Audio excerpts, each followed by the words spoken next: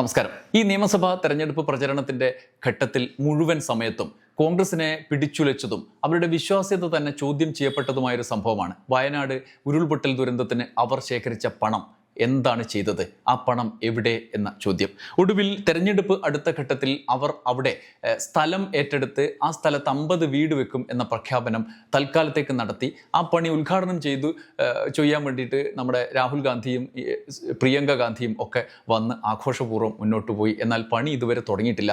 തുടങ്ങാത്ത പണി തുടങ്ങിയെന്ന് പറഞ്ഞ് പ്രതിപക്ഷ നേതാവ് കുരുക്കിലായി. പണം പിരിച്ചത് കയ്യിൽ ഇഷ്ടം പോലെ അക്കൗണ്ടിലുണ്ട്, എൻ്റെയും പിന്നെ KPC പ്രസിഡന്റിൻ്റെയും അക്കൗണ്ടിലുണ്ട് എന്ന് പ്രതിപക്ഷ നേതാവ് നിരന്തരം പറയേണ്ട സാഹചര്യം, അതൊക്കെ യാഥാർത്ഥ്യമല്ല എന്ന് ആളുകൾക്ക് മുന്നിൽ തെളിയുന്ന സാഹചര്യം. ഒടുക്കം തെരഞ്ഞെടുപ്പിന് ഇനി 3-4 ദിവസം മാത്രം ബാക്കി നിൽക്കെ കോൺഗ്രസ് നേതൃത്വത്തിന് ഒരു തിരിച്ചറിവുണ്ടായി, ഇത് അത്ര പന്തിയുള്ള പോക്കല്ല എന്ന്. അങ്ങനെ KPCC പ്രസിഡന്റ് ഒരു കണക്കൊരു വിധം അവതരിപ്പിച്ചു. ഇന്ന് ആ കണക്ക് അവതരിപ്പിച്ചതിന് ശേഷം കോൺഗ്രസ് അതിൽ നിന്നും രക്ഷപ്പെടാം എന്ന് കരുതിയിട്ടാവാം കണക്ക് അവതരിപ്പിച്ചത്. പക്ഷേ അതിനുശേഷം അവർ അതിലും വലിയ കുരുക്കിലേക്കാണ് പോയത്. കോൺഗ്രസ് അവതരിപ്പിച്ച കണക്കിൻ്റെ പേരിൽ ഇപ്പോൾ പുതിയ സംശയങ്ങൾ, പുതിയ ചോദ്യങ്ങൾ, പുതിയ അറ്റാക്കുകളൊക്കെ നേരിടേണ്ടി വന്നു കോൺഗ്രസ്. ആ കണക്ക് തട്ടിക്കൂട്ട് കണക്കാണോ? ഈ കണക്ക് യാഥാർത്ഥ്യത്തോട് പൊരുത്തപ്പെടുന്നതാണോ? കോൺഗ്രസ് വയനാട് ദുരിതാശ്വാസ ഫണ്ട് വെട്ടിപ്പ് നടത്തിയോ മുതലായ പ്രതിപക്ഷ ആരോപണങ്ങൾ കൂടി നമ്മുടെ മുമ്പിൽ ഉൾപ്പെടുന്നോ? നമ്മുടെ മുമ്പിൽ നിൽക്കുമ്പോൾ ചോദ്യങ്ങൾ ഉയരുന്നുണ്ട്. എന്തായാലും പറഞ്ഞു കുടുങ്ങി എന്ന് KPC പ്രസിഡന്റും പ്രതിപക്ഷ നേതാവും യാഥാർത്ഥ്യത്തോടെ ഉള്ളിൽ തോന്നിപ്പിക്കുന്ന രീതിയിലുള്ള ഒരു അവസ്ഥയാണ് ഇപ്പോൾ വയനാട് പിരിച്ച കണക്ക് പറഞ്ഞതിന് ശേഷമുള്ള കോൺഗ്രസിൻ്റെ അവസ്ഥ. നമുക്ക് എന്താണ് ഇതിലെ പൊരുത്തക്കേടുകൾ, വൈചിത്രങ്ങൾ എന്ന് നമുക്ക് ഈ വീഡിയോയിൽ നോക്കാം. ഇന്ന് അദ്ദേഹം പറഞ്ഞത് 2 അക്കൗണ്ടുകളിലൂടെയാണ്, ധനലക്ഷ്മി ബാങ്കിൽ ഉണ്ടാക്കിയ 2 അക്കൗണ്ടുകളിലൂടെയാണ് പണം ശേഖരിച്ചത് എന്നാണ്. അങ്ങനെ 5.38 കോടി രൂപ അതിലൂടെ ലഭിച്ചു. ഒരു ആപ്പ് ഉണ്ടാക്കിയിട്ട് ആ ആപ്പ് വഴിയാണ് ആളുകൾ പണം അയച്ചത് എന്നാണ് അദ്ദേഹം പറഞ്ഞത്. KPC പ്രസിഡന്റിൻ്റെയും പ്രതിപക്ഷ നേതാവിൻ്റെയും പേരുകളിൽ ആരംഭിച്ച ജോയിൻ്റ് അക്കൗണ്ടുകളിലൂടെയാണ് 5,21,632 രൂപ അങ്ങനെയാണ് ലഭിച്ചത്. യൂത്ത് കോൺഗ്രസ് 1,1.05 കോടി രൂപ പിരിച്ചു നൽകി. എന്നാൽ ഭൂമി വാങ്ങാൻ ഇതിലധികം ചെലവായി എന്നും ഇനി വീട് നിർമ്മിക്കാൻ ഞങ്ങളുടെ കയ്യിൽ പൈസയില്ല എന്നുമാണ് KPCC പ്രസിഡന്റ് പറയുന്നത്. അതിനായി പാർട്ടി പണം ചെലവഴിക്കും എന്നുകൂടി അദ്ദേഹം പറയുന്നുണ്ട്. ഈ സാഹചര്യത്തിൽ ഫണ്ട് ശേഖരണം ഉണ്ടാവും, ഇനിയും ഇവർ പിരിക്കുമോ എന്നൊക്കെയുള്ള തോന്നലുകൾ, സംശയങ്ങൾ, ആശങ്കകൾ ഒക്കെ വരുന്നുണ്ടായിരുന്നു. അത് പേടിക്കേണ്ട, ഇനി പിരിക്കൂല എന്ന് KPC പ്രസിഡന്റ് പറഞ്ഞിട്ടുണ്ട്. നിലവിൽ അങ്ങനെ പറഞ്ഞിട്ടുണ്ട് എന്നുള്ളതാണ് യാഥാർത്ഥ്യം. ഇനി നമുക്ക് ആ പണം പിരിച്ചതിൻ്റെ കണക്ക് ഈ വീഡിയോയുടെ ആദ്യഘട്ടത്തിൽ നമുക്ക് എത്രയാണെന്നുള്ള അദ്ദേഹം പറഞ്ഞതിൻ്റെ ആ കണക്ക് കൃത്യമായിട്ട് എത്രയാണെന്ന് നോക്കാം. വയനാട് പുനരധിവാസത്തിനായി ആദ്യഘട്ടത്തിൽ 3 ഏക്കർ 24.5 സെൻറ്റ് ഭൂമിയാണ് ഏറ്റെടുത്തത്. ഇതിനായി 3,68,36,388 രൂപ ചെലവായി. രണ്ടാം ഘട്ടത്തിൽ 2 ഏക്കർ 18 സെൻറ്റ് ഭൂമി വാങ്ങി. ഇതിനായി 2,50,30,272 രൂപ ചെലവായി. KPCCയുടെ തനതു ഫണ്ടിൽ നിന്ന് 97,51,212 രൂപ ചെലവഴിച്ചു. രജിസ്ട്രേഷൻ അടക്കമുള്ള നടപടികൾ ഇനി വേണ്ടത് 73,90,985 രൂപയാണെന്നാണ് മൂപ്പര് പറയുന്നത്. അതായത് പിരിച്ചെടുത്ത ഫണ്ട് പോരാ, ഇനിയും പൈസ വേണ്ടി വരും എന്നുള്ളതാണ് അവസ്ഥ. കോൺഗ്രസ് വയനാട് പുനരധിവാസത്തിനായി പിരിച്ച ഫണ്ടിൽ ഇനി വീട് നിർമ്മിക്കാനുള്ള തുക തികയില്ല എന്ന് അദ്ദേഹം പറയുന്നത്. KC വേണുഗോപാൽ ഒടുവിൽ പറഞ്ഞെന്താണ്, പിരിച്ചെടുത്ത പണം ഉപയോഗിച്ച് 3 പ്ലോട്ടുകളായി സ്ഥലം വാങ്ങിയെന്നാണ് AICC general secretary KC Venugopal പറഞ്ഞത്. ധനലക്ഷ്മി ബാങ്കിൻ്റെ തിരുവനന്തപുരം ശാഖയിലാണ് ഫണ്ട് നിക്ഷേപിച്ചിരുന്നതെന്നും ഭൂമി വാങ്ങാൻ പിരിച്ചതിനേക്കാൾ കൂടുതൽ തുക വേണ്ടി വന്നപ്പോൾ KPCC അക്കൗണ്ടിൽ നിന്ന് പണം എടുത്തെന്നും വേണുഗോപാൽ പറഞ്ഞിരുന്നു. എന്നാൽ കൃത്യമായി എത്ര തുക പിരിച്ചെന്നോ ഭൂമി വാങ്ങാൻ എത്ര ചെലവായി എന്നോ വ്യക്തമായി അദ്ദേഹം പറഞ്ഞിരുന്നില്ല. കഴിഞ്ഞ ദിവസം KPC പ്രസിഡന്റ് ഒരു ഏകദേശ കണക്ക് 4-5 കോടി രൂപ എന്നാണ് കിട്ടിയത് എന്നാണ് പറഞ്ഞത്. ഇപ്പോൾ ഒടുവിൽ കണക്കായി 5.38 കോടി രൂപയാണ് പിരിച്ചത് എന്നാണ് KPCC പ്രസിഡന്റ് സണ്ണി ജോസഫ് പറഞ്ഞത്. ഇതിൽ വലിയ സംശയങ്ങൾ ഉയർത്തുന്നതിൽ ഒന്ന് പിരിച്ച തുകയെക്കുറിച്ചാണ്. വയനാട് നമ്മുടെ രാജ്യത്തെ തന്നെ ഏറ്റവും വലിയൊരു ദുരന്തം നേരിട്ട ഘട്ടത്തിൽ കേരളത്തിന് വലിയ സഹായകരമാകുന്ന സംഭാവന നൽകുന്നതിന് വേണ്ടിയിട്ട് പലവിധ സംഘടനകൾ വന്നു, ഇന്ത്യക്ക് പുറത്തുനിന്ന് വന്നു. എന്നാൽ ഇന്ത്യക്ക് പുറത്തുനിന്ന് സ്വീകരിക്കാൻ പറ്റില്ല എന്ന് കേന്ദ്ര സർക്കാർ വിലക്കി. ദേശീയ തലത്തിൽ തന്നെ പിരിക്കുന്നതിന് പലവിധ നിബന്ധനകൾ കൊണ്ടുവന്നു. ഇരയായ ആളുകളുടെ ബാങ്ക് വായ്പ തള്ളിക്കളയാൻ പറ്റില്ല എന്ന് കേന്ദ്രം പുതിയ നിയമം കൊണ്ടുവന്നു. അതായത് പഴയ നിയമം മാറ്റിക്കൊണ്ട് അങ്ങനെ പീഡിപ്പിക്കുന്ന ഘട്ടത്തിലാണ് കേരളത്തിൽ കേരള സർക്കാർ ദുരിതാശ്വാസ നിധിയിലേക്ക് ഉള്ള സംഭാവന സ്വീകരിച്ചത് നിലവിൽ ദുരിതാശ്വാസ നിധി ഉണ്ടല്ലോ, ആഹ്വാനം ചെയ്തത് അതിലേക്ക് പിരിക്കുന്നതിന് ഈ വയനാട് മുൻനിർത്തിക്കൊണ്ട് അതിനുവേണ്ടി പ്രത്യേക ഫണ്ട് സ്വരൂപിച്ച് വെക്കുന്നതിന് വേണ്ടിയുള്ള സംവിധാനങ്ങൾ ഉണ്ടാക്കി. പക്ഷേ ആ ഘട്ടത്തിൽ അത് പറ്റില്ല എന്ന് പറഞ്ഞാൽ, അതായത് അങ്ങനെ കൊടുക്കേണ്ട കാര്യമില്ല, നമ്മൾ വീട് വെച്ചു കൊടുക്കും എന്ന് പറഞ്ഞ് മുന്നോട്ട് വന്ന സംഘടനയാണ് KPCC. അതിൻ്റെ ഭാഗമായി അവരുടെ NGO അസോസിയേഷൻ അടക്കമുള്ള സംഘടനകൾ, പോഷക സംഘടനകൾ അടക്കം അവർക്കൊപ്പം ചേർന്ന് പലവിധ സംഭാവനകൾ നൽകി. അതിലാണ് ഇപ്പോൾ യൂത്ത് കോൺഗ്രസിൻ്റെ 30 വീട്, നേരത്തെ ആദ്യം പറഞ്ഞതുപോലെ വലിയ സംഭാവന നൽകുന്നവരുടെ 30 വീട് കണക്ക് നമ്മുടെ മുമ്പിലേക്ക് വന്നത്. അതുപോലെയുള്ള നിരവധി സംഭാവനകൾ വന്നു. അതിനുവേണ്ടി ആപ്പ് രൂപീകരിച്ചു. ഈ ഒരു ഓൺലൈൻ ആപ്പ്, ആ ആപ്പിന് മാത്രം 9,30,000 രൂപ ചിലവായി എന്നാണ് KPCC ഇപ്പോൾ പറയുന്നത്, ഒരു ആപ്പ് ഉണ്ടാക്കാനേ.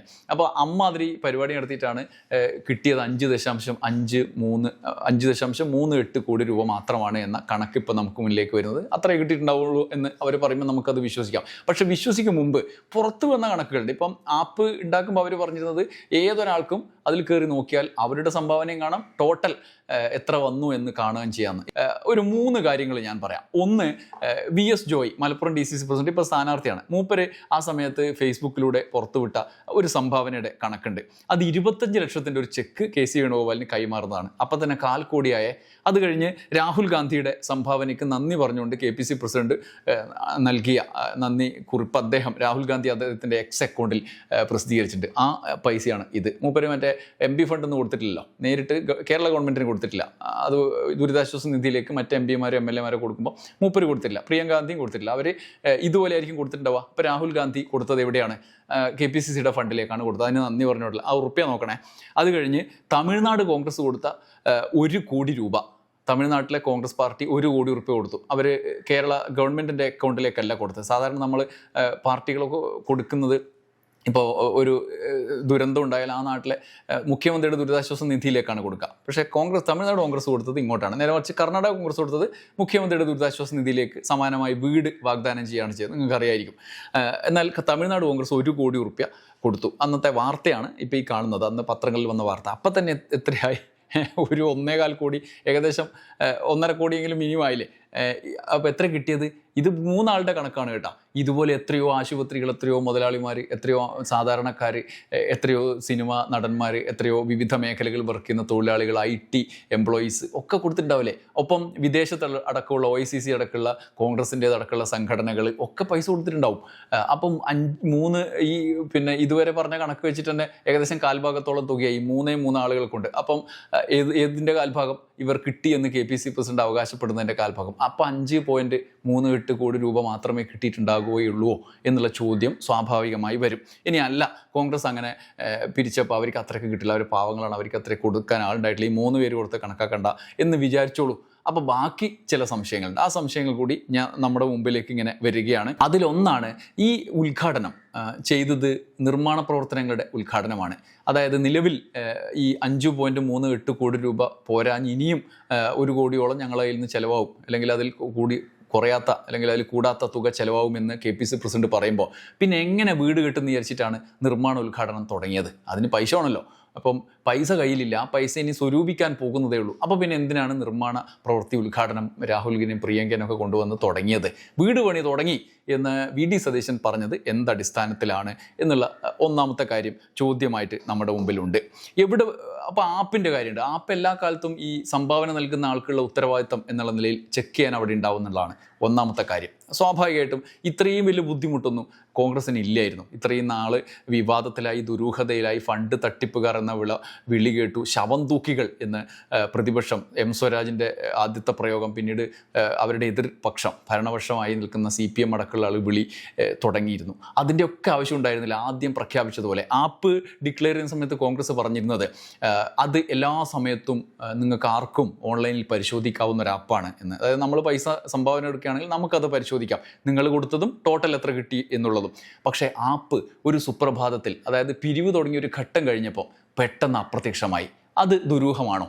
ആ ആപ്പ് എങ്ങനെ അപ്രത്യക്ഷമായി എന്നുള്ള ചോദ്യമുണ്ട്. അന്ന് ആപ്പ് അതുപോലെ നിലനിർത്തിയിട്ടുണ്ടെങ്കിൽ ഇന്ന് കണക്ക് ആളുകൾ ചോദിക്കില്ല, അതിൽ കയറിയാൽ മനസ്സിലാവുമല്ലോ എന്താണെന്ന്. അപ്പോൾ ആപ്പ് വഴി അപ്പോൾ പിരിച്ച തുക എത്ര? എന്നുള്ള പൊതുവായ ചോദ്യത്തിൽ ആപ്പ് വഴി പിരിച്ച തുക എത്ര, ഇനി അല്ലാതെ നേരിട്ട് കൊടുത്ത തുക എത്ര? ഇപ്പം നമ്മൾ കണ്ടില്ലേ, നേരിട്ട് ചെക്ക് സംഭാവന പ്രതീകാത്മകമായി നൽകുന്ന കണ്ടില്ലേ, അങ്ങനെ പിരിച്ച തുകയുണ്ടാവും, അല്ലാതെ ആപ്പ് വഴി കയറി രജിസ്റ്റർ ചെയ്ത് കൊടുത്ത തുകയുണ്ടാവും. ഇത് രണ്ടും വ്യത്യാസത്തിൽ എങ്ങനെ പറയും? ഒരു രണ്ട്, അതായത് ടോട്ടലാണല്ലോ ഇപ്പോൾ പറഞ്ഞത്, അപ്പോൾ അതിൽ എത്ര ഓരോന്നിലും ലഭിച്ചു? അതിന് ആപ്പ് നിർമ്മാണ ചെലവ് 9,30,000 രൂപയാണ്. ആപ്പ് നിർമ്മാണത്തിന് ചില നിങ്ങൾ ആലോചിച്ച് 9,30,000 രൂപയാണ് ഒരു ആപ്പ് ഉണ്ടാക്കാൻ ചിലവാക്കിയത്. അപ്പോൾ ഈ ആപ്പിൻ്റെ തുക, ഈ വയനാട് തുക കണ്ടെത്തിയത് അല്ലെങ്കിൽ അത് വകയിരുത്തുന്നത് ഇപ്പോൾ ടോട്ടൽ കണക്കാണല്ലോ പറഞ്ഞത്, ഈ ദുരിതാശ്വാസത്തിന് വേണ്ടി പിരിച്ച തുകയിൽ നിന്നാണോ എന്നുള്ളതാണ്. പിന്നെ വിദേശത്ത് നിന്ന്, ഞാൻ നേരത്തെ പറഞ്ഞു OICC അടക്കമുള്ള വിദേശ സംഘടനകളിൽ നിന്നും എത്ര രൂപ പണം നൽകി, അവർ ആപ്പ് വഴിയാണോ നൽകിയത്? മാത്രമല്ല ഒപ്പമുള്ള പോഷക സംഘടനകൾ, സ്വന്തം പാർട്ടി വിവിധ ഘടകങ്ങൾ, നേരത്തെ തമിഴ്നാട് കോൺഗ്രസ് 1 കോടി കൊടുത്തതുപോലെ വിവിധ സംസ്ഥാന ഘടകങ്ങൾ എത്ര നൽകി, അതിൻ്റെ കണക്ക് എത്രയാണ്? പിന്നെ ബാങ്ക് വിവരങ്ങൾ നേരത്തെ അദ്ദേഹം പറഞ്ഞു, 2 ജോയിൻ്റ് അക്കൗണ്ടിലാണ്.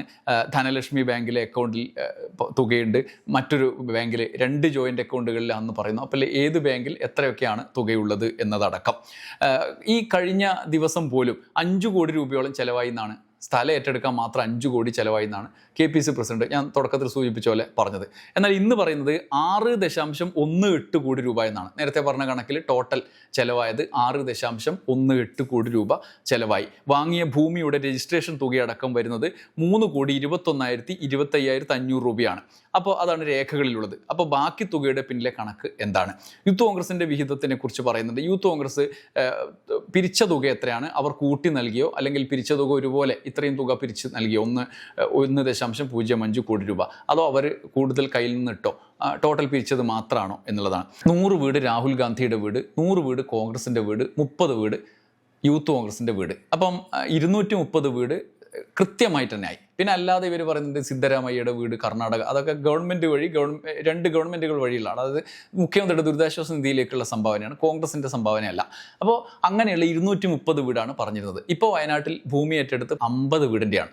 ഈ 50 വീട് അല്ലാതെ എപ്പോഴാണ് ബാക്കി പണി തുടങ്ങുക? അതിൻ്റെ പരിപാടി എന്തെങ്കിലും ആലോചിക്കുന്നുണ്ടോ? ഇപ്പം തന്നെ പൈസ കഴിഞ്ഞു എന്നാണ് പറയുന്നത്. 50 വീടിൻ്റെ സ്ഥലം ഏറ്റെടുത്തപ്പോൾ തന്നെ പൈസ കഴിഞ്ഞു, ഇനിയും കട എന്നാണ് പറയുന്നത്. അപ്പോൾ ബാക്കി വീടുകളുടെ പദ്ധതി അത് കൊടുക്കാതിരിക്കുമോ, അതോ കൊടുക്കാൻ ആലോചിക്കുന്നുണ്ടോ? അതും കൂടി പിരിവ് നടത്തിയിട്ടാണോ കൊടുക്കുക?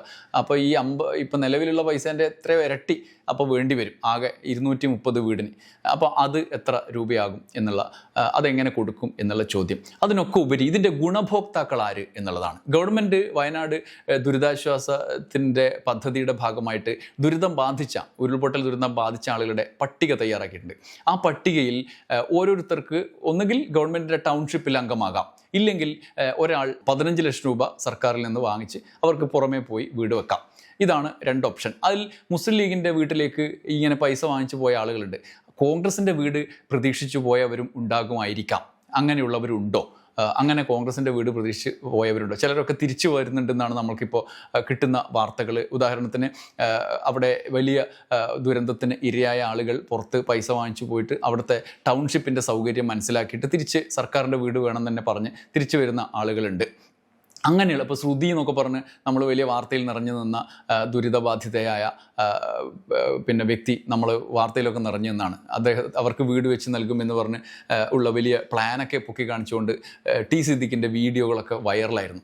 അവർ പിന്നീട് സർക്കാരിൻ്റെ വീട് തന്നെ വേണമെന്ന് പറഞ്ഞ് തിരിച്ചു വന്ന കഥ നമ്മുടെ മുമ്പിലുണ്ട്. അങ്ങനെ പല വിധത്തിലുള്ള ആളുണ്ട്. അങ്ങനെ കോൺഗ്രസിൻ്റെ വീട് ഇനി കാത്തിരിക്കുന്ന ആളുടെ അപേക്ഷ കോൺഗ്രസിൻ്റെ കയ്യിലുണ്ടോ? ഇനി അതൊന്നുമല്ല, ഈ സർക്കാരിൻ്റെ പട്ടികയിലുള്ള മുസ്ലിം ലീഗിൻ്റെ വീട്ടിലേക്ക് കുറേ ആൾ പോയി സർക്കാരിൻ്റെ വീട് വേണമെന്ന് പറഞ്ഞു. അല്ലാതെ ഒറ്റക്കൊറ്റക്ക് വീട് വെച്ച് കൊടുക്കുന്ന ആളുകളുണ്ടെന്നാണ് നമുക്ക് മനസ്സിലാക്കാൻ പറ്റുന്നത്. അങ്ങനെ ഉള്ളതല്ലാതെ ആരാണ് കോൺഗ്രസിൻ്റെ ഗുണഭോക്താക്കൾ? വയനാട് ഉരുൾപൊട്ടൽ ദുരന്തത്തിൽ ബാധിതരായ ആളുകളല്ലാത്തവർ ഉണ്ടോ? അല്ലാത്ത ആളുകളുണ്ടോ? ഗുണഭോക്താക്കളുടെ പട്ടിക തയ്യാറാക്കിയിട്ടുണ്ടോ എന്നുള്ളതാണ് കോൺഗ്രസിൻ്റെ മുന്നിൽ ഇപ്പോൾ ഉയർന്ന പ്രധാന ചോദ്യം. ഇങ്ങനെ പലവിധ സംശയങ്ങൾ നമ്മുടെ മുമ്പിൽ ഈ പട്ടിക കണക്ക് പുറത്തുവിട്ടതിന് ശേഷവും നിലനിൽക്കുകയാണ്. അത് KPCCയെ സംബന്ധിച്ച് ഒരു തെരഞ്ഞെടുപ്പ് ഘട്ടത്തിലേക്ക് പോകുമ്പോൾ കൂടുതൽ അവരെ അവരെ ആശയക്കുഴപ്പത്തിലേക്കും കുരുക്കിലേക്കും നയിക്കുന്ന ചോദ്യങ്ങളാണ്. ആ ചോദ്യങ്ങൾക്ക് ഉത്തരം ഇനിയും ഇതിൽ ചോദ്യമൊന്നുമില്ല, മിണ്ടൂലെന്നാണ് KPCC പ്രസിഡന്റിന്റെ കണക്ക് അവതരിപ്പിച്ചതിന് ശേഷം UDFന്റെ ചെയർമാൻ കൂടിയായ പ്രതിപക്ഷ നേതാവ് VD സതീശൻ പറഞ്ഞത്. ഞാൻ മറുപടി പറയുമ്പോൾ നിങ്ങൾ സംസാരിക്കും. ഞാൻ പെറ്റ മകനെ എന്ന് പറയുന്ന ഒരു വിളിയുണ്ട്. നിങ്ങൾ എന്റെ ഇടയിൽ കയറി സംസാരിക്കാൻ പാടില്ല. നിങ്ങൾ ഇനി ചോദിക്കണ്ട എന്നോട്. അല്ലല്ല, ഇടയിൽ കയറി സംസാരിക്കരുത്. നിങ്ങൾ ഇടയിൽ കയറി സംസാരിക്കാൻ പാടില്ല. അതിനുള്ള അധികം നിങ്ങൾ നിങ്ങൾ ഒരു ചോദ്യത്തിനും മറുപടിയില്ല. ഇതാണ് പരിപാടി, കയ്യിലിരിക്കാം. മീറ്റിംഗ് കലക്കാൻ വേണ്ടി അല്ലല്ല, ഞാൻ പ്രതിപക്ഷ നേതാവാണ്. നിങ്ങൾ ചോദിച്ച ചോദ്യത്തിന് മറുപടി പറയുന്നതിന്റെ ഇടയിൽ കയറി നിങ്ങൾക്ക് സംസാരിക്കാനുള്ള ഒരു അധികാരമില്ല. ഞാൻ ചൂടാക്കിയിട്ട് എന്നെ പ്രകോപിപ്പിക്കാൻ വേണ്ടി നിങ്ങളുടെ ഗൂഢാലോചന നടക്കൂല. അത് മുഖ്യമന്ത്രിയാണ് ചെയ്യുന്നത്, ഞാൻ ചെയ്യില്ല. മനസ്സിലായി? തെരഞ്ഞെടുപ്പ് പ്രചരണ കാലത്ത് മുഴുവൻ അദ്ദേഹം ഉത്തരം മുട്ടിക്കളിച്ച ഒരു ചോദ്യം ഇതാണ്. ഇങ്ങനെ കേരളത്തിന് മുന്നിൽ ഒരു വയനാട് ദുരന്തവും അതിന് വേണ്ടി നടത്തിയ പിരിവും ഈ മട്ടിൽ കുഴപ്പിച്ച് കളഞ്ഞ KPCC ആണോ, ഈ സംഘമാണോ കേരളത്തിൽ ഇനി 5 ലക്ഷം വീട് വെച്ചു കൊടുക്കും എന്ന് പറഞ്ഞുകൊണ്ട് ഭരണത്തിന് വേണ്ടിയിട്ടുള്ള പ്രകടന പത്രികയിൽ വാഗ്ദാനം നൽകുന്നത്, ഒപ്പം ഈ പറയുന്ന ഗ്യാരണ്ടികൾ അവർക്ക് മുന്നിലേക്ക് വെക്കുന്നത്? എത്ര മാനേജ്മെൻറ്റ് എന്നുള്ള നിലയിൽ അവരുടെ വൈദഗ്ധ്യം ഇത് ഉദാഹരണമായി എടുക്കാൻ കഴിയുമോ മുതലായ ആശങ്കകൾ വോട്ടർമാരുടെ ഇടയിലുണ്ട്. കോൺഗ്രസിനെ സംബന്ധിച്ച് പ്രധാനപ്പെട്ട ഉത്തരവാദിത്തമാണ് അത് ദൂരീകരിച്ചു കൊടുക്കുക എന്നുള്ളത്. കാരണം ജനങ്ങൾ അവർക്കൊപ്പം നിൽക്കണം, വോട്ട് വീഴുന്നതിന് ഇതൊക്കെ ഒരു ഉപാധിയായി ജനം എടുക്കും എന്നുറപ്പാണ്. അതുകൊണ്ട് വയനാട് ഈ പുനരധിവാസവുമായി ബന്ധപ്പെട്ട സാഹചര്യത്തിൽ അത്തരം മറുപടികൾക്ക് ഇനിയും അവർ വിശദീകരണം നൽകേണ്ട സാഹചര്യങ്ങൾക്ക് സാക്ഷ്യം വഹിക്കേണ്ടി വരും നമ്മൾ എന്നുള്ളത് പ്രധാനപ്പെട്ട കാര്യമാണ്. അങ്ങനെ കൂടുതൽ വ്യക്തത വരുമ്പോഴാണ് ഒരു രാഷ്ട്രീയ പാർട്ടി കൂടുതൽ ക്ലാരിറ്റി ഉള്ള രാഷ്ട്രീയ പാർട്ടി ആവുക. പ്രതിപക്ഷ നേതാവ് VD സതീശൻ പറഞ്ഞ പോലെ ക്ലാരിറ്റി ഞങ്ങൾക്കുണ്ട് എന്ന് പറയുന്നതിനപ്പുറത്ത് തെളിയിക്കുക എന്നുള്ളത് അവരെ സംബന്ധിച്ച് വലിയ വെല്ലുവിളിയാണ്. എന്തായാലും ഈ കണക്ക് പുറത്തുവിട്ടത് കൂടുതൽ കുരുക്കുണ്ടാക്കി എന്നുള്ള യാഥാർത്ഥ്യം അവർക്ക് ബോധ്യമാകുന്ന വിധത്തിലേക്കാണ് ചോദ്യങ്ങൾ ഉയരുന്നത്. ഇനിയുള്ള വിശദീകരണങ്ങൾ എന്തൊക്കെയായിരിക്കുമെന്ന് നമുക്ക് കാത്തിരുന്ന് കാണാം. നന്ദി, നമസ്കാരം.